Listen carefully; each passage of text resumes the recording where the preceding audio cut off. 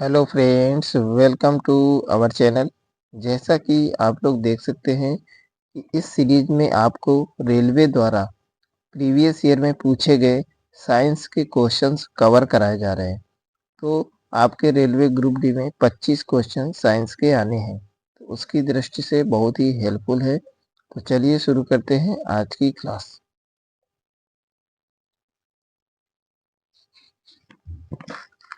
आज की यह 68 नंबर क्लास है। ठीक है, चलिए पहला पॉइंट हो जाएगा, प्रजातियों की व्यक्तिगत संख्या को बनाए रखने और उनके विलोपन को रोकने के लिए क्या आवश्यक है? तो प्रजनन प्रजनन बहुत आवश्यक है प्रजाति की संख्या को बनाए रखने के लिए। प्रजनन नहीं होगा तो धीरे धीरे वह प्रजाति विलुप्त हो जाएगी। चलिए नेक्स्ट देखेंगे, नेक्स्ट पॉइंट क्या हो जाएगा। नेक्स्ट पॉइंट है, ध्वनि की दृढ़ता जो दोहराए प्रतिबिंब का परिमाण होती है, इसे क्या कहा जाता है? तो ध्वनि की दृढ़ता जो दोहराए प्रतिबिंब का परिमाण होती है, इसे क्या कहते हैं? तो इसे कहते हैं प्रतिध्वनि। ठीक है, क्या कहते हैं इसे? प्रतिध्वनि कहते हैं। नेक्स्ट पॉइंट हो जाएगा, प्रकाश का क्वांटम सिद्धांत किसके द्वारा प्रदान किया गया था? तो प्लैंक, हमारे साइंटिस्ट थे प्लैंक, उन्होंने ही प्रकाश का क्वांटम सिद्धांत दिया था। नेक्स्ट पॉइंट हो जाएगा, सबसे कठोर प्राकृतिक पदार्थ है। सबसे कठोर प्राकृतिक पदार्थ है आपका हीरा। ठीक है, क्या है? हीरा आपका सबसे कठोर प्राकृतिक पदार्थ है। नेक्स्ट पॉइंट हो जाएगा, और हीरा एक अधातु है। ठीक है, कार्बन का अपर रूप है, लेकिन इसके बावजूद यह सबसे हार्डेस्ट माना जाता है। नेक्स्ट पॉइंट है, आधुनिक आवर्त सारणी में एक टेढ़ी मेढ़ी रेखा किसे अलग करती है? तो धातुओं और अधातुओं को अलग करती है। ठीक है, आवर्त सारणी में एक टेढ़ी मेढ़ी रेखा जो बनी रहती है, वह धातुओं और अधातुओं के बीच में डिवाइडर का काम करती है। लेफ्ट साइड वाली एलिमेंट क्या होते हैं? धातु होते हैं, और राइट साइड वाले अधातु होते हैं। नेक्स्ट पॉइंट देखेंगे, मनुष्यों में एक संयोजी ऊतक के उदाहरण है। तो मनुष्यों में संयोजी ऊतक का उदाहरण क्या है? तो हड्डी है। ठीक है, नेक्स्ट पॉइंट देखेंगे, कार्बन के उपयोग द्वारा अपचयन करके किस धातु को प्राप्त नहीं किया जा सकता है? कार्बन के उपयोग द्वारा अपचयन करके किस धातु को नहीं प्राप्त किया जा सकता? यह सोडियम सोडियम धातु को नहीं प्राप्त किया जा सकता है। अगला पॉइंट हो जाएगा, जब सोडियम क्लोराइड के पानी में बने घोल के मध्य से बिजली प्रवाहित होती है, तो कौन सा उत्पाद बनता है? तो सोडियम हाइड्रोक्साइड बनता है। जब सोडियम क्लोराइड के पानी से बिजली गुजरती है तो सोडियम हाइड्रोक्साइड बनता है, यानी NaOH बनता है। नेक्स्ट पॉइंट देखेंगे, अणु का गठन करने वाले परमाणुओं की संख्या को क्या कहते हैं? तो अणु का निर्माण करने वाले परमाणुओं की संख्या को कहते हैं परमाणुविकता। परमाणुविकता कहते हैं, इसी को इंग्लिश में कहते हैं एटॉमिसिटी। जैसे कि आप लोग देख सकते हैं H2 एक एलिमेंट है हाइड्रोजन गैस का। ये है, इसकी परमाणुविकता कितनी है? ये 2 एटम से मिलकर बना है, 2 परमाणुओं से मिलकर बना है। किससे? तो ये 2 H मिलाने से ये बना है, तो इसकी परमाणविकता कितनी होगी? तो इसकी परमाणविकता होगी 2। ठीक है, जैसे आप लोग देख सकते हैं O3, एक और एग्जांपल ले लीजिए। O3 क्या है? ओजोन का फार्मूला है।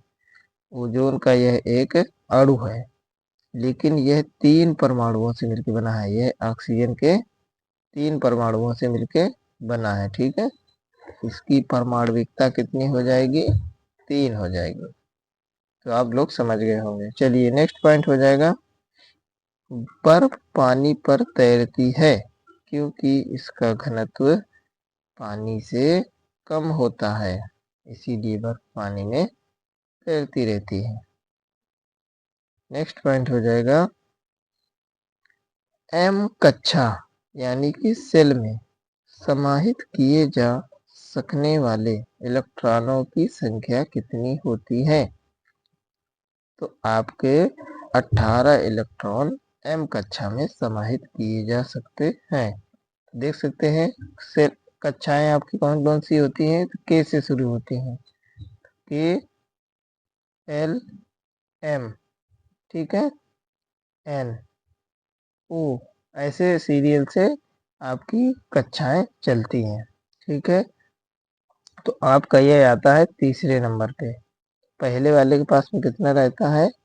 2 इलेक्ट्रॉन। के पास में रहते हैं 2 इलेक्ट्रॉन।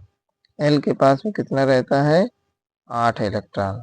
ठीक है, इसके पास 2, इसके पास में 8, और एम के पास में 18, और एन के पास में 32। तो इसी क्रम में आपके इलेक्ट्रॉन हर एक सेल में समाहित किए जाते हैं। चलिए देखेंगे नेक्स्ट पॉइंट क्या हो जाएगा। मानव प्रजनन प्रणाली का कौन सा हिस्सा माँ के रक्त के भ्रूण को पोषण प्राप्त करने में मदद करता है? मानव प्रजनन प्रणाली का कौन सा हिस्सा? तो यह गर्भनाल होता है, गर्भनाल। ठीक है, जो माँ के रक्त के भ्रूण को पोषण प्राप्त करने में मदद करता है। चलिए नेक्स्ट पॉइंट देखेंगे, पौधों का कौन सा समूह विशेष रूप से मुक्त रूप से रहने वाले समुद्री जीव हैं? तो जंतुओं का कौन सा समूह विशेष रूप से मुक्त रूप से रहने वाले समुद्री जीव है? तो एकिनोडर्मेटा, काइनोडर्मेटा समूह जो होता है जंतुओं का, इकाइनोडर्मेटा समूह विशेष रूप से मुक्त रूप से रहने वाले समुद्री जीव है। नेक्स्ट पॉइंट हो जाएगा, पौधों का सार्वभौमिक प्राकृतिक ऑक्सीजन है। पौधों का सार्वभौमिक प्राकृतिक ऑक्सीजन क्या है? IA। नेक्स्ट पॉइंट हो जाएगा, कौन ऊर्ध्वपातन कर सकता है? कौन ऊर्ध्वपातन कर सकता है? तो अमोनियम क्लोराइड। अमोनियम क्लोराइड जो होता है वह ऊर्ध्वपातन कर सकता है, NH4Cl। ठीक है, नेक्स्ट पॉइंट हो जाएगा, बल की परिभाषा को किस आधार पर व्याख्यापित किया जा सकता है? तो बल की परिभाषा को न्यूटन के गति का पहले नियम से व्याख्यापित किया जा सकता है। ठीक है,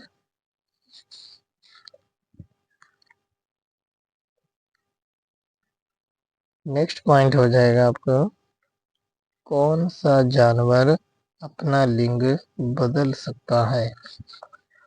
स्नेल जानवर जो है अपना लिंग बदल सकता है।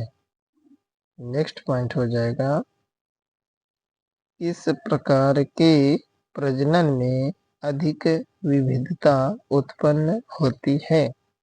लैंगिक प्रजनन से अधिक विविधता उत्पन्न होती है। नेक्स्ट पॉइंट हो जाएगा,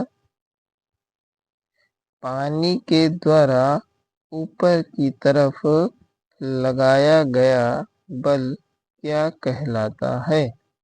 तो यह उत्प्लावक बल कहलाता है। इसी को बोलते हैं बोयोंट फोर्स। ठीक है, बोयोंट फोर्स भी इसको ही कहते हैं। नेक्स्ट पॉइंट देखेंगे, अगर किसी चालक का प्रतिरोध आधा कर दिया जाए तो इसका ऊष्मीय प्रभाव कितना हो जाएगा? तो वो भी आधा हो जाएगा। प्रतिरोध आधा तो ऊष्मीय प्रभाव भी आधा हो जाएगा। नेक्स्ट पॉइंट हो जाएगा,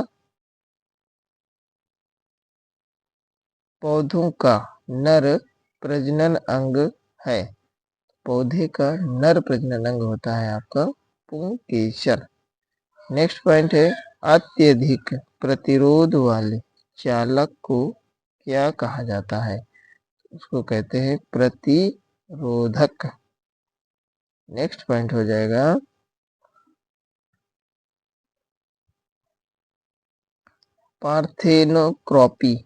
पार्थेनोकॉर्पी को किसके रूप में परिभाषित किया गया है?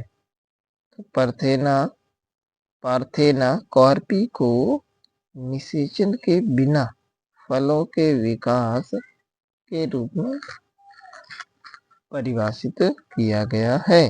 नेक्स्ट पॉइंट हो जाएगा, फास्फोरस के एक परमाणु में कितने संयोजी इलेक्ट्रॉन होते हैं?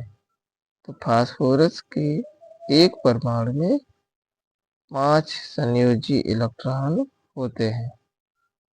नेक्स्ट पॉइंट हो जाएगा, एक सांद्र अम्ल को तनु करने के लिए हमें क्या करना चाहिए? तो क्या करना चाहिए? तो सांद्र अम्ल में पानी मिलाना चाहिए। ठीक है, सांद्र अम्ल में पानी को धीरे धीरे मिलाना चाहिए। नेक्स्ट पॉइंट हो जाएगा, वह प्रक्रिया है जिसमें अम्ल और क्षार मिलकर लवण और जल बनाते हैं। उदासीनीकरण ऐसी प्रक्रिया है जिसमें अम्ल और क्षार मिलकर लवण का निर्माण करते हैं। देखिए फ्रेंड्स, जिन लोगों ने भी अभी तक चैनल सब्सक्राइब नहीं किया तो प्लीज़ सब्सक्राइब कर लें। ज़्यादा से ज़्यादा अपने फ्रेंड सर्कल में शेयर अवश्य करें। वीडियो पसंद आया तो लाइक भी किया करें। इससे हमको क्या होता है, नए नए वीडियो बनाने के लिए मोटिवेशन मिलता है। काफ़ी अच्छा कंटेंट है, हर एग्ज़ाम में आपके काम आएगा। बहुत सारी प्लेलिस्ट पड़ी हुई हैं, आप लोग उनको भी जाके देखें, बहुत ही हेल्पफुल रहेंगी। चलिए देखेंगे नेक्स्ट पॉइंट,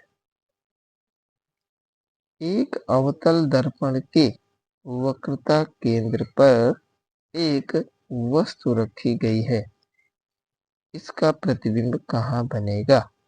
एक अवतल दर्पण के वक्रता केंद्र पर अगर वस्तु रखी गई है, इसका प्रतिबिंब वक्रता केंद्र पर ही बनेगा। नेक्स्ट पॉइंट हो जाएगा, रक्त में पाया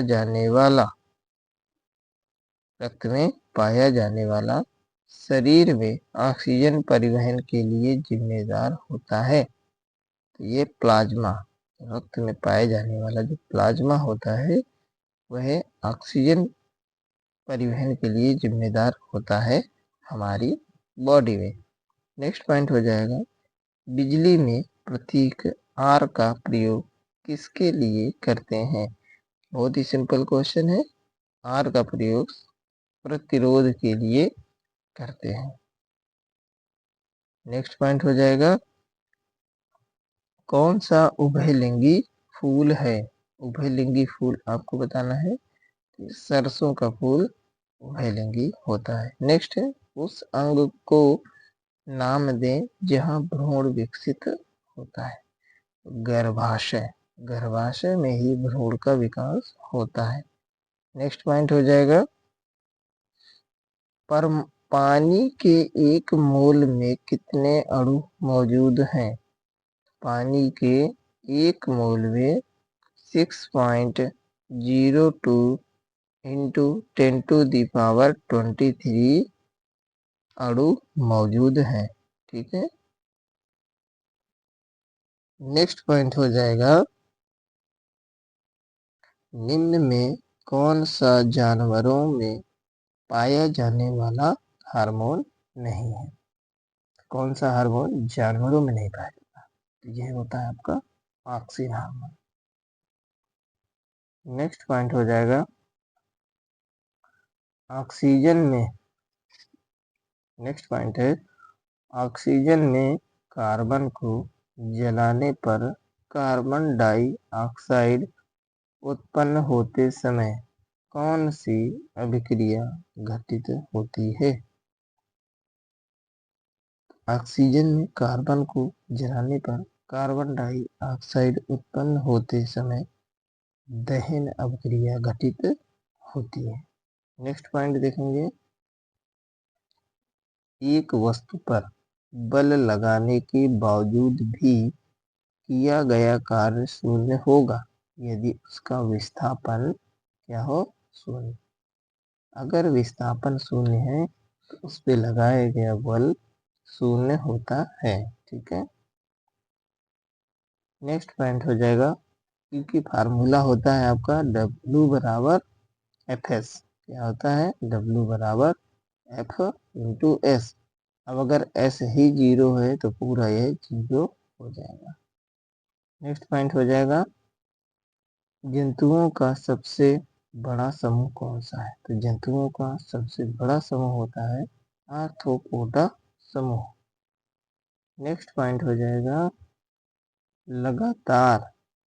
लगातार या एकाधिक खालिस्तान दिया है के कारण प्रतिध्वनियों को एक से अधिक बार सुना जा सकता है।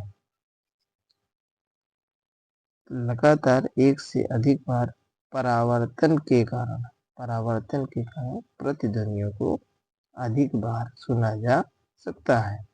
नेक्स्ट पॉइंट हो जाएगा, मैग्नीशियम रिबन को जलाने से सफेद राख उत्पन्न होती है जिसे मैग्नीशियम हाइड्रोक्साइड बनाने के लिए पानी में घोला जाता है। नेक्स्ट पॉइंट हो जाएगा, किसने यह खोजा है कि हर 8वें तत्व के गुण पहले के समान होते हैं? तो किसने खोजा था कि हर 8वें तत्व का गुण पहले के समान होता है? तो ये खोजा था न्यूलैंड ने ही दिया था अष्टक नियम। न्यूलैंड का अष्टक नियम कहते हैं इसको। नेक्स्ट पॉइंट हो जाएगा, अधातुओं में आमतौर पर सबसे बाहरी सतह में कितने इलेक्ट्रॉन होते हैं? तो अधातुओं में सबसे बाहरी सतह पर 5, 6, 7 या 8 इलेक्ट्रॉन तक हो सकते हैं। ठीक है। अगर 1, 2 और 3 तक हैं, ठीक है, तो यह आपके धातुओं की श्रेणी में आएंगे ऐसे तत्व। ठीक है। नेक्स्ट पॉइंट हो जाएगा, और 1, 2, 3 और 4 तक अगर आएगा तो नेक्स्ट पॉइंट हो जाएगा, परमाणु की त्रिज्या का प्रयोग किसे मापने के लिए किया जाता है? परमाणु की त्रिज्या का उपयोग परमाणविक आकार को मापने के लिए किया जाता है। नेक्स्ट पॉइंट हो जाएगा, शक्ति का सूत्र है कार्य बटा समय, यानी P बराबर होता है W/में T। ठीक है। W से हो गया कार्य और T से हो गया समय। कार्य अपान में समय होता है पावर, यानी कि शक्ति। ठीक है। नेक्स्ट पॉइंट हो जाएगा, निम्नलिखित में किन स्थायी ऊतकों में कोशिकाएं मृत होती हैं। तो किसमें? स्क्लेरेन काइमा, स्क्लेरेन काइमा होता है, काइका नहीं, काइमा होता है। स्क्लेरेन काइमा में कोशिकाएं मृत होती हैं। नेक्स्ट पॉइंट देखेंगे, वृषण। वृषण खालिस्तान दिया गया है, में उदर गुहा के बाहर स्थित होते हैं। तो वृषण अंडकोश की थैली में, इसमें अंडकोश की थैली में उदर गुहा के बाहर स्थित होते हैं। नेक्स्ट पॉइंट हो जाएगा, वनस्पति भागों या बीज के बजाय कोशिकाओं के माध्यम से नए पौधों को उगाना कहलाता है। यानी वनस्पति भागों या बीज के बजाय कोशिकाओं के माध्यम से नए पौधों को उगाना टिश्यू कल्चर कहलाता है। क्या कहलाता है? Tissue culture. नेक्स्ट पॉइंट हो जाएगा, तार की लंबाई दोगुनी करने पर एमीटर की रीडिंग किस प्रकार प्रभावित होती है? तार की लंबाई दोगुनी करने पर एमीटर की रीडिंग आधी रह जाती है। ठीक है, आधी रीडिंग रह जाती है। नेक्स्ट पॉइंट हो जाएगा, स्थिति या आकृति में हुए परिवर्तन के कारण एक वस्तु में निहित ऊर्जा को कहा जाता है। तो स्थिति या आकृति में हुए परिवर्तन के कारण एक वस्तु में निहित ऊर्जा को स्थितिज ऊर्जा के नाम से जानते हैं। ठीक है, ठीक है फ्रेंड्स, इसी प्रकार के बेहतरीन वीडियो पाने के लिए हमारे चैनल को सब्सक्राइब करें, ज़्यादा से ज़्यादा अपने फ्रेंड सर्कल में इसको शेयर करें, क्योंकि रेगुलर मॉर्निंग में ये क्लास अपलोड की जाती है। ठीक है, टेलीग्राम और व्हाट्सएप ग्रुप का लिंक दिया गया है डिस्क्रिप्शन में, ज्वाइन कर ले, वहाँ पे सब वीडियो शेयर कर दी जाती हैं ताकि आपको पता चल सके। ठीक है, ओके, टेक केयर, मिलते हैं नेक्स्ट क्लास में।